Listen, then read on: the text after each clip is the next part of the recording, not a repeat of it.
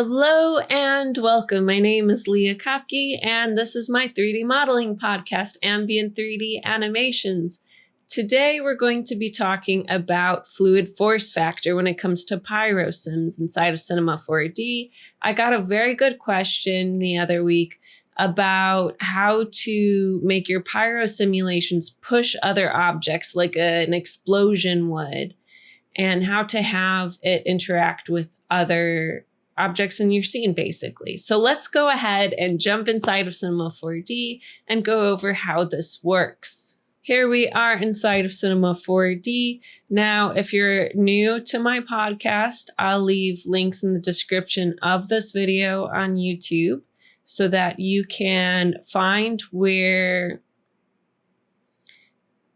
you can learn more about the Pyro emitter tag, as well as the simulation scene object, in case if that's something that interests you and you want to know more about these. And so far in my scene, I have these two spheres. These ones on the bottom each have a Pyro emitter added to them. You can add those by right-clicking, going down to your simulation tags and adding a Pyro emitter. They're both set to the default settings here.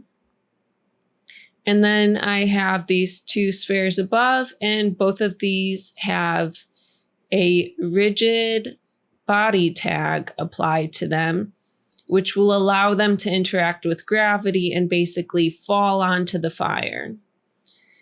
I also have added two simulation scene objects here, and these are applying different settings to the two simulations. So this simulation over here are these two spheres, and then this simulation over here is for these two spheres. So these are both using different settings. And the only setting that I've changed between these two so that you can see it easily is the fluid force factor, because that's what controls the amount of force that your fluid simulation applies to other objects. Now you'll see what I'm saying here when I press play. So I'll go ahead and do that. And you can see we have our fires and we have a couple spheres falling, and they're doing two very different things. Here on the left, the sphere goes right through the fire. Here on the right, the sphere kind of bounced off of the fire. And that's because they both have different fluid force factors.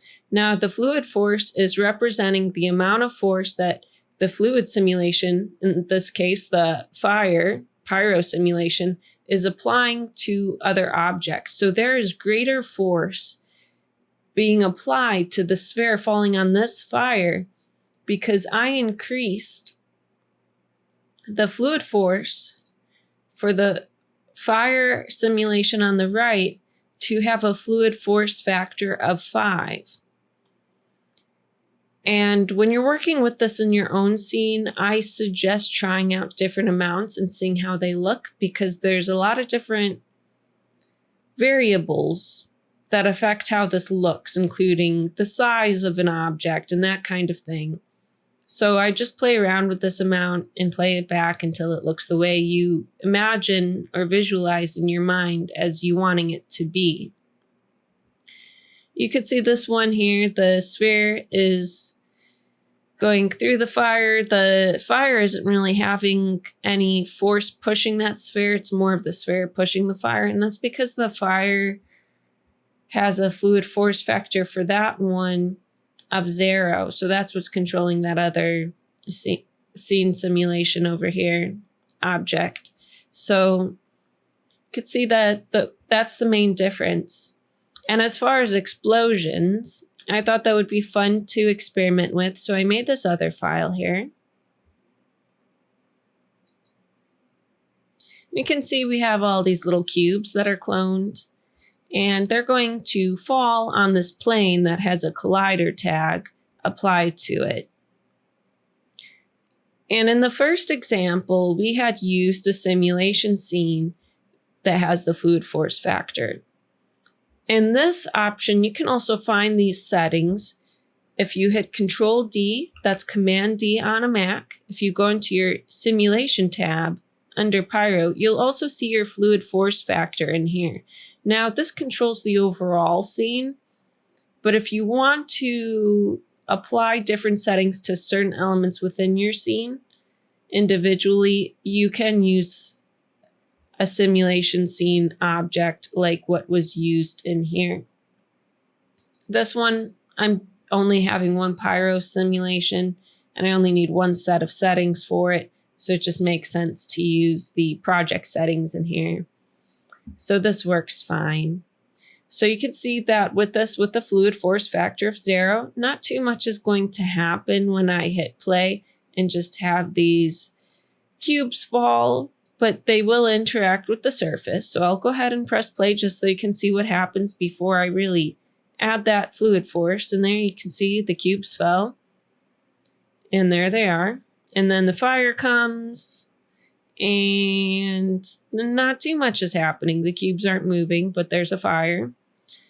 And for this fire, just so you know, I did adjust the buoyancy settings, and I'll also leave a link to the episode that focuses on buoyancy when it comes to your Pyro sims.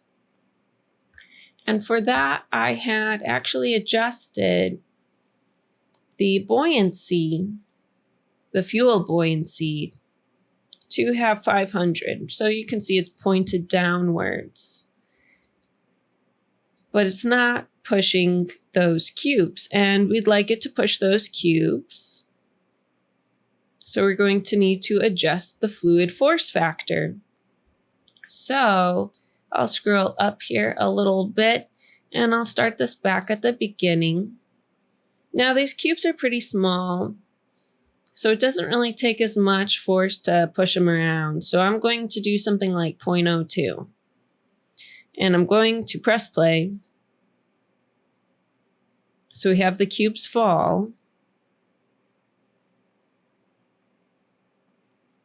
And they're all getting pushed around. So that's a fun way to make an explosion and push things around. You just need to make sure that you add the appropriate collider tags where they're needed and add rigid tags to objects. If something has a softer surface like a stuffed animal or something like that, you could use, instead of a rigid